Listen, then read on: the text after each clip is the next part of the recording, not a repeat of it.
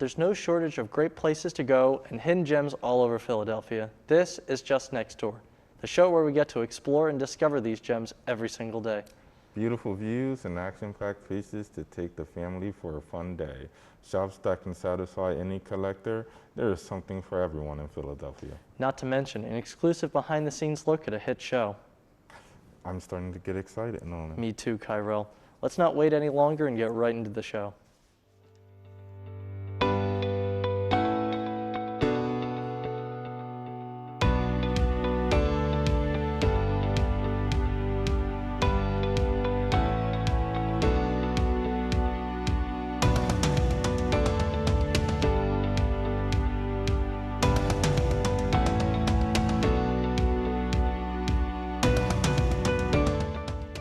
Welcome back to another episode of Just Next Door, where we showcase some of the best Philly has to offer. I'm Nolan Kelly. And I'm Kyrell Little. Nolan, before we really get started, I just wanted to ask how your day is going. You seem a bit off. It could be better. I'm actually craving some of my favorite food right now. Mac and cheese, right? Have we ever talked about that, or is it just a weird guess? I kind of know everything. Luckily for you, I know just the place that can hit the spot. It's MacMart, a favorite of many that started as a humble food truck and now finds themselves right in the middle of Rittenhouse Roll. Roll the clip. Ever craving a bowl of mac and cheese but don't want to order off a kid's menu? Well, you don't have to be a little kid to visit MacMart, Philadelphia's only mac and cheesery. MacMart planted its roots as a food truck, visiting schools like Lasalle, Drexel, and Penn.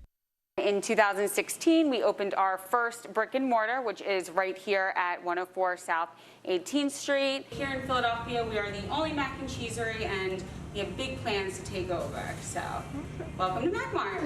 MacMart coined the phrase, "Not your mama's Mac," and they have certainly lived up to their motto as they feature 23 unique flavors of mac and cheese to please anyone's craving. We're a fun place to be. We're more than just a mac and cheese spot. We are an experience for customers. A lot of times people walk by us and they smile at our store. We have a really fun, lighthearted environment here. Our customer base is not just college kids or children or young adults. It's everyone. It's the professionals that work in the Comcast buildings and Liberty Place. But we're for everyone. Who doesn't love mac and cheese? That about sums it up. Who doesn't love mac and cheese? If you're on the search for your next cheat day spot in the city, head over to MacMart. If you want to know more about MacMart and how to get some good food, you can check out their website at macmart.com. Nolan, do you think it's a spot that can cure your craving? Absolutely, but now you might hear my stomach growling. I think I know where I'm headed after the show, or maybe I'll get it delivered right here to the studio after the show. That's a little gross. Anyway, as much as I love mac and cheese, I have my own favorite spot to go. And this place has food better than mac and cheese? I'll believe it when I see it. Well, you might be believing soon. And if you don't, then you will once you try a yobo. A yobo? Like the thing that kids used to say in middle school? No, Nolan, that's YOLO. A yobo is a sausage, egg, and cheese on a waffle, and it is magical. Check out Homegrown Coffee and Creations over in South Philly. When you need the perfect morning cup of coffee to start your day, there's the inviting and comforting Homegrown Coffee and Creations in South Philadelphia.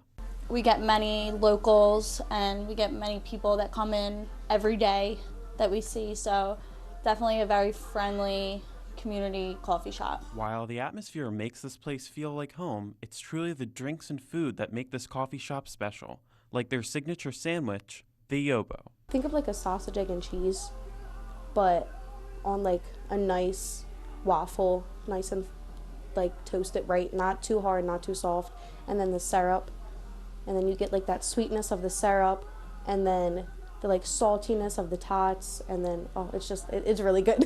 It's so hard to describe, like you just need to eat it. But at this coffee shop, you can do more than just order food or a drink. You can go on their website and order clothing. They're really comfortable. Like the hoodies like are really warm. Like it's not like crappy stuff that they threw together real quick. Like it's really good material. And then they come up with their own design, and then they print it out, test it out, put it on stuff, see how they like it. and then we go from there with it. Homegrown Coffee and Creations has great coffee, food, and even clothing. What else could you ask for? It's a really good place in here. Like, you fit in, like, you don't feel like you're an outcast. Like, it's family here. Like, you feel welcome. For more information and a way you can check out the rest of the menu, you can visit homegrownsouthphilly.com. Kyrell, homegrown looks awesome, but I'm not sure a Yobo could top a bowl of mac and cheese. You have got to get off that mac and cheese thing. It's getting weird. If loving an excessive amount is weird, I don't want to be normal. Sue me. To change the subject before you keep talking about this, let's switch over to a place chock full of awesome arcade and vintage games with plenty of prizes to win, and as you aim to set a high score. Will there be any prizes of mac and cheese if I beat the score? Man, I need a new co-host. Let's head on over to University Family Fun Center before Nolan's stomach starts growling again. University Family Fun Center is a great place to go and play games with the whole family. With a plethora of games from Sonic Spin Wheel to Miss Pac-Man, there's always more games to play. I think there's a fantastic amount of games in here. There's stuff like the Down the Clown and Skee Ball, kind of nostalgic, for every different age group. And then like air hockey is always fun, when it's, students against each other or mother and son and all that kind of stuff. So that's why I love it in here, because they're all super kid friendly, but adult fun also. And fun is right. Everyone who visits has their own favorite game, and while they may not all be a classic like the toy crane, to these kids, they are just as special. What is my favorite thing? Basketball. Ninja Turtles. Anything that got to do with sports and winning prizes. And there's no greater prize than spending an afternoon here at the University Family Fun Center. So give it a visit and try and beat my high score. If you are interested in any of the awesome games they have to offer, or even to book a party, their website is universityfamilyfuncenter.com. Gosh, Nolan, that place really takes me back. Me too, Kyrell. Nothing like playing some games and stopping up on good prizes to like the good old days. Reminds me of when I was younger, setting high scores like it was my job. Oh yeah? What game were you the best at? Let's just say if there was a skee ball team in a high school, I would have been captain. Everyone knows ladies love the skee ball players. I can't say I've ever heard a girl say that she was into skee ball players, even once. When I was a kid, I liked those games too, but I was more of a collectibles guy. Oh, really? What kinds? Oh, you name it, Pokemon, Hello Kitty, just about anything. But my absolute favorite was Star Wars. Star Wars, huh? I think you're gonna like where we're headed next. Stocked up with collectibles and more to get you nostalgic, it's the Toy Cantina. To Toy Cantina. A lot of stuff we have here is nerd-oriented stuff, I guess. We sell a lot of Star Wars, G.I. Joe, Transformers, Teenage Mutant Ninja Turtles, things like that. A lot of stuff we have here is from the 70s, 80s, 90s, 2000s today. So we try to have like a little bit of everything in here. We also have some custom toys in here.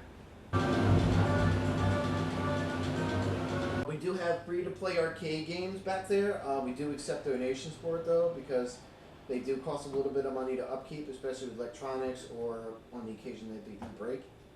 So we do have a lot of games back there, a lot of games from like the 90s, like NBA Jams, Star Wars, Teenage Mutant Ninja Turtles, Street Fighter, and we have some old arcade games from the 70s back there too as well.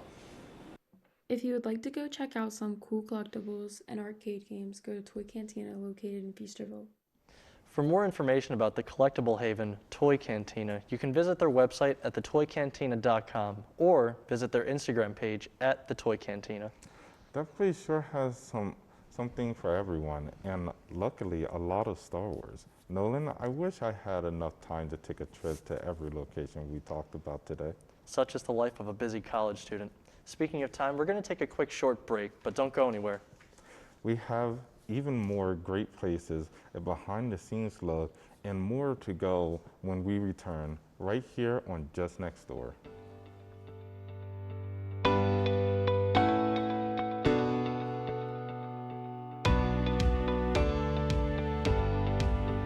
Join Walk MS to raise awareness and funds that change the world for everyone affected by multiple sclerosis. MS attacks the brain and spinal cord. It's the most common neurological disease leading to disability in young adults. Walk MS brings communities together, creating teams with friends, loved ones, and coworkers to rally around those we care about and end MS forever. Join us. Together we are stronger. Walk MS fundraising accelerates research breakthroughs and life-changing breakthroughs. It will take all of our passion, determination, and fundraising to end MS forever. Together, we can change the world for people with MS. Join us. Register today, start a team, and raise funds at walkms.com.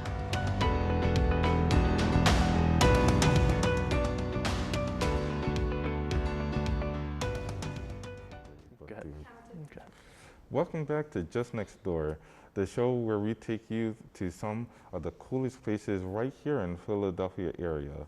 So far, Nolan and I have given some great spots to step out and have some fun with family and friends. And more importantly, some great places to go and eat and play some games with friends. Man, I could really use some Mac right about now. Would you please stop? I thought we were over that. Anyway, before we break, we mentioned some more sweet things we would get to. I'm pretty excited for one in particular. Could it be the behind the scenes look? That's the second time you've done that. How did you know? I told you. I know everything.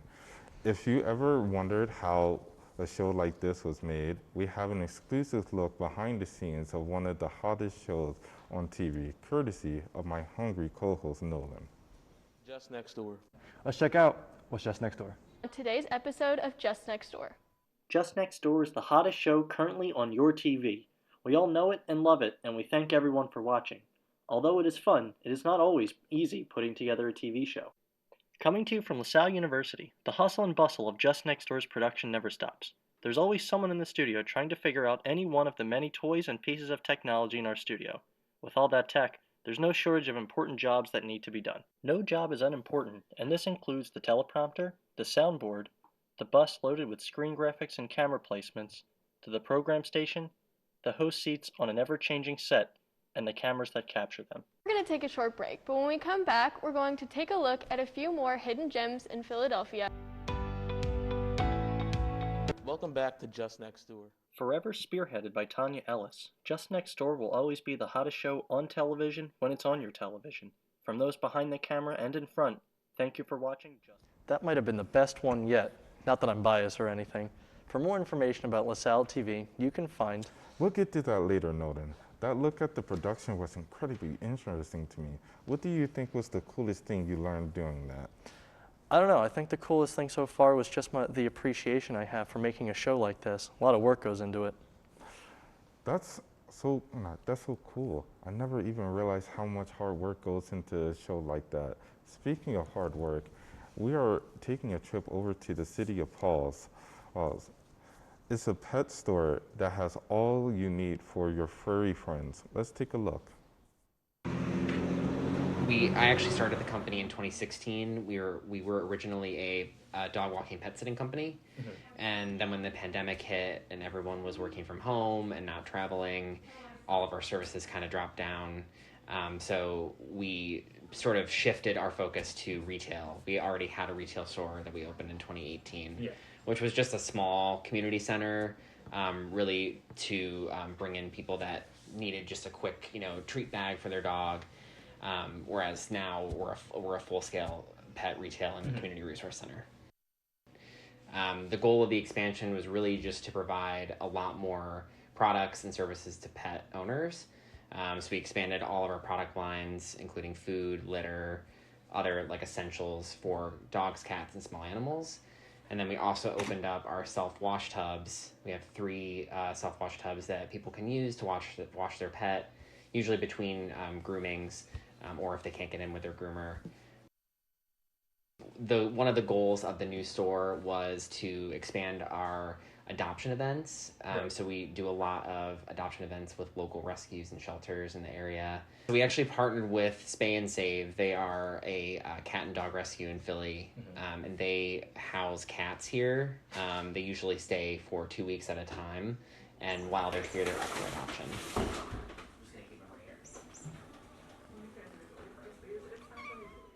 We feel like that's core to our mission, to be a part of that rescue effort. We love all animals that enter the door. We love to hear their stories about how they, came to be their owner's pet, and yeah. What an incredible spot. People who spend their time to make the lives of animals better are the best type of people, don't you think? I would have to agree. We would not be ourselves with our best friends. That's a very heartwarming thing to think about.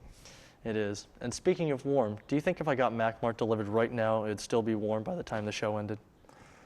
And here I thought we were having such a touching moment. Shame on you, Nolan Kelly. On another note, we're down to our last story of the day before our interview.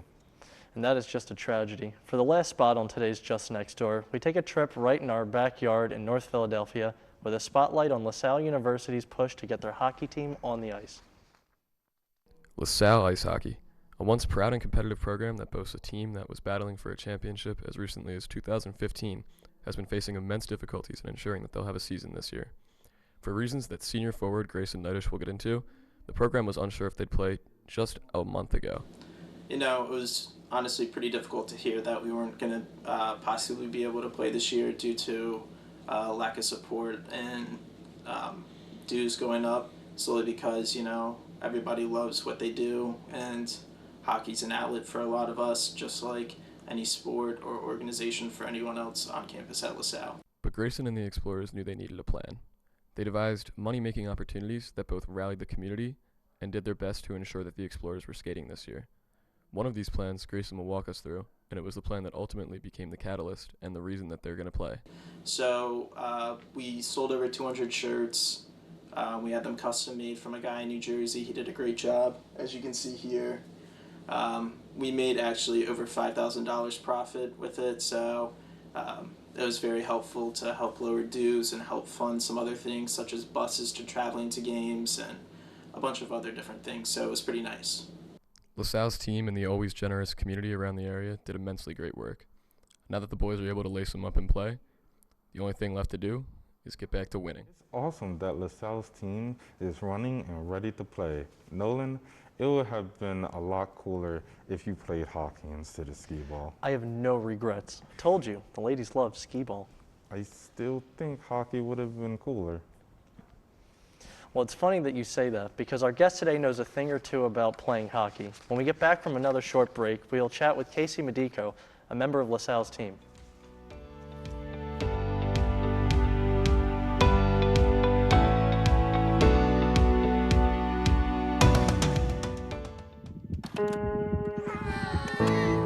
Our story was begun by someone else. Our story was often shaped by generations before them. Our story was forged and maybe even defined by the experiences of our childhood. But it doesn't need to be. You can be the author. Learn how at numberstory.org. What to expect when you're expecting a teenager. Today we're talking about how to wake up your teen, and this works literally every time.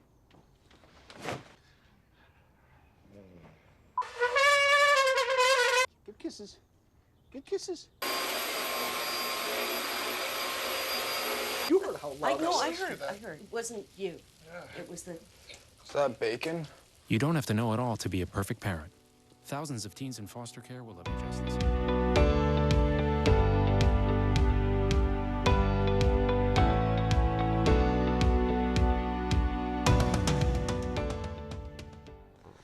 Welcome back to Just Next Door. I'm pleased to introduce our guest for the day, Casey Medico. Casey, thanks for joining us today. Thank you for having me, guys. Of course. So how long have you been playing hockey? I've been playing hockey since I was about 3 years old, and it was one of the best decisions I ever made. I absolutely love the sport, and it's a great time. So, what got you into hockey? So my dad was a big Flyers fan, and so I'm from Wilkes-Barre, and there's an AHL team there called the Wilkes-Barre Scranton Penguins, and so him and I would always go to the games together, and that's where I really got my love for the game. Go Penguins. So what position do you play? I play center usually, but this year it's been a little different. I've been jumping around wherever they need me, center, wing, defense, wherever they need me, I go. Seems like you spread a little thin. What would you say your favorite position would be? Probably wing is probably my favorite position. Definitely And the easiest. what does that imply? What do you do? So I don't take the face-offs. I'm still able to be in that forward position, and it allows me to, score goals, look good, and I love it. All right. So in the previous package, we were talking about LaSalle University getting their hockey team up and running, and they were handing out T-shirts. You had some involvement in that. Can you talk us through that a little bit? We needed a lot of money this year to get things going. And so Grayson, who's featured in the package, him and I were just bouncing ideas off each other. And so my roommate, Sean Cornelli, he's a big designer. He likes making clothes. He does album art, all that kind of stuff. And so I was like, maybe we can make some shirts. Sean said that he'd love to make shirts. It was a really cool design, and it was a big hit. We raised, I think, $5,000, and it was just, it was awesome. That's awesome. Yeah. That's a lot. Yeah, that's really good. So do you know any possible inspirations for the design? And can you tell us a little bit about how they came about? Yeah, so one day Sean was just kind of scrolling through Twitter, and someone made a post, I'm not sure who exactly, of this would be A10 schools hockey jerseys. Mm-hmm. And it was a really cool old school design, and we absolutely loved it. And we asked them obviously we didn't rip it off, but we asked them hey, we got some inspirations, are cool. And they're like, yeah, you could go ahead. They sent us the logos to use. They sent us all that stuff, and it was so cool. That's awesome. And yeah, it was That's great. really cool. So what do you think club sports can do for a college campus like this, like hockey? What do you think they can do? For me, it was just about making more friends. I think that's the number one best thing about college is making friends and having an opportunity like club sports where you couldn't make NCAA sports, but you could still play your sport at a competitive level and make new friends. I think that's the best part about club sports. And that sure really is wonderful. And I assume you often play with your friends? Absolutely, yep. I made some lifelong friends playing this game. Do you play on any other teams outside of LaSalle University? I just play for LaSalle. I used to play both club and high school back in the day. Very nice. So yeah. Did you play the same positions back in high school? Yep. Yeah. Very nice.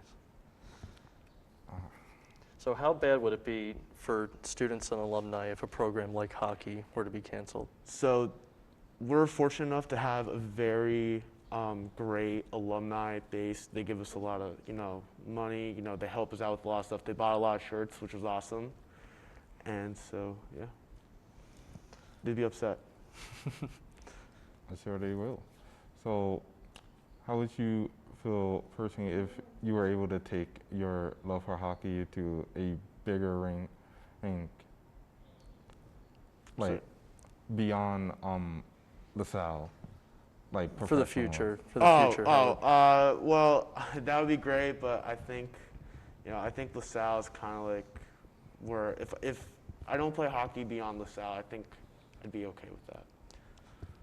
Okay. What would you say is your most fond memory of playing hockey in your whole hockey career from high school to college? What would you say is your most cherished memory? Man, there's a lot of them. I'd say scoring my first goal for LaSalle was definitely one of my favorite moments because I was new, I was a freshman, and I came in and I didn't know how good I'd be compared to everyone else. And it was just the third game in, I was able to get a breakaway and score, and all my friends came to the game and my parents were there. And that was a really special moment for me. Sure. And the guys were all happy, and it was great. That's awesome. Yeah, that's great. But also I've heard a little hint of a struggle there. So can you tell us about like some of the struggles that got you to this point? Yeah, so, you know, when I came to Lasalle, I actually wasn't really sure if I'd play hockey. I was kind of okay with it being my last kind of game in high school. I went through I broke my hand and I didn't play a lot. I didn't even play my senior day of high school, and you know, I went through like a weird phase with hockey. But I mean, came back to Lasalle, I was like, you know what, I might as well play hockey. You know, it's my love, it's my passion. I gotta remember that. And then it was one of the best decisions I ever made. I've loved playing hockey here for Lasalle. It's a great time, great coaches, great people. That's awesome. What a story. Yeah. If you could go back real quick to that time when you were considering dropping out, what do you think you would have said to yourself before that happened to have said, like, no, this is what you want to do? I think it would be, you're gonna miss out on a lot of good times with some new friends.